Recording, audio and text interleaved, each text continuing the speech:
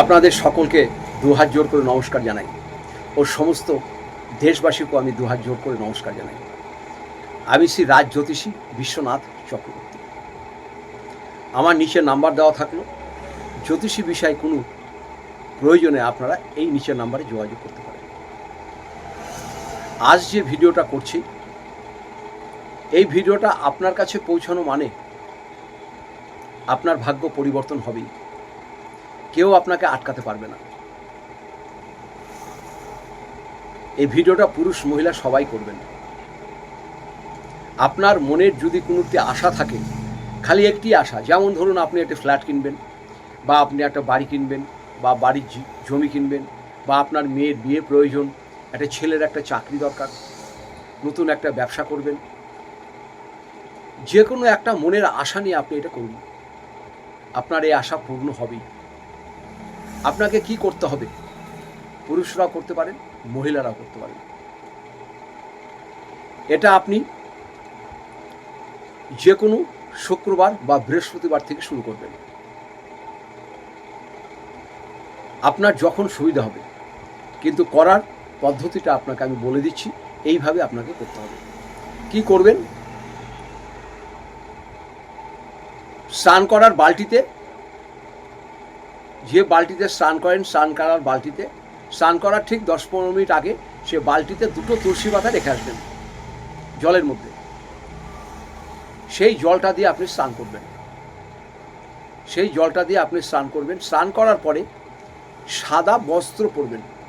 সে কাপড় পরুন, পায়জামা পরুন, যাই পরুন না কেন, সাদা পরবেন, পুরুষ এবং মহিলারা। পরার পরে কপালে একটি সাদা চন্দনের টিপ দেবেন।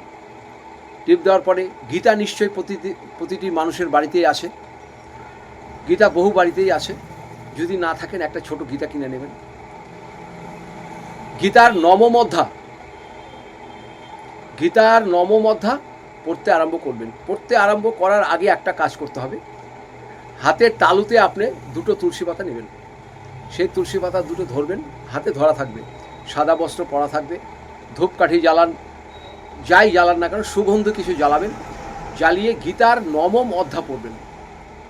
গীতার মধ্যে যে মাহাত্ম্য আছে, এটা বহু মানুষ পড়ে। গীতা ছাড়া কিন্তু আমরা বাঁচতে পারবো না। গীতা এমনই একটি গ্রন্থ, গীতা যদি কাছেও রাখা যায়, তার সব রকম পাপ ধুয়ে যায়। গীতা যদি রেখে সে রাস্তাঘাটে চলে, তার কোনো দিন অঘটন ঘটে না। হাতে 2টো তুলসী পাতা রেখে গীতার 9ম অধ্যায়টা পাঠ করবেন। যদি আপনি নিজে পাঠ করতে না পারেন, তাহলে মোবাইলের ভিতরে ইউটিউবে যে আপনি বলবেন গীতা 9ম অধ্যায়, সেটা বাজবে, আপনি শুনবেন। কিংবা বাড়িতে যদি কেউ পড়তে পারে, তাকে বলবেন, সে পড়বে, আপনি শুনবেন। যখনই শুনবেন বা পড়বেন, হাতে 2টো তুলসী পাতা থাকবে, সাদা বস্ত্র পরে, ধূপদীপ জ্বালিয়ে। এটা আপনি কন্টিনিউ 1 মাস করে যান, 1টা মাস। এবং 1 মাস আপনি করার পরে আপনি দেখবেন, আপনি যেটা মনের আশাতে করছিলেন, সেটা আপনার পূর্ণ হবেই, হতেই হবে। অর্থই বলুন, বাড়ি বলুন, গাড়ি বলুন, ছেলে মেয়ের বিয়ে বলুন, ছেলের চাকরি বলুন, হতে আপনার হবেই। গীতা পাঠের পরে আমি যে মন্ত্রটা বলছি, সেই মন্ত্রটা আপনাকে 27 বার বলতে হবে, হাতে তুলসী পাতা নিয়ে। হাত জোর করবেন, হাত জোর করে বলবেন। গীতাটা আপনার সামনেই থাকবে বা ঠাকুর ঘরে করবেন। ওং সর্বমঙ্গল মঙ্গলে শিবে সর্বার্থ সাধিকে শরণ্যে ত্র্যম্বকে গৌরী নারায়ণী নমস্তুতে নমঃ। এই মন্ত্রটা আপনি 27 বার বলবেন। 27 বার। কেউ যদি 27 বার করতে না পারেন, তাহলে আপনি 3 বার করবেন, 7 বার করবেন, 9 বার করবেন। কিন্তু 27 বার যদি করতে পারেন আপনি, আপনার পক্ষে অতি ভালো, এবং সেই কাজ আপনার দ্রুততার সাথে হবে।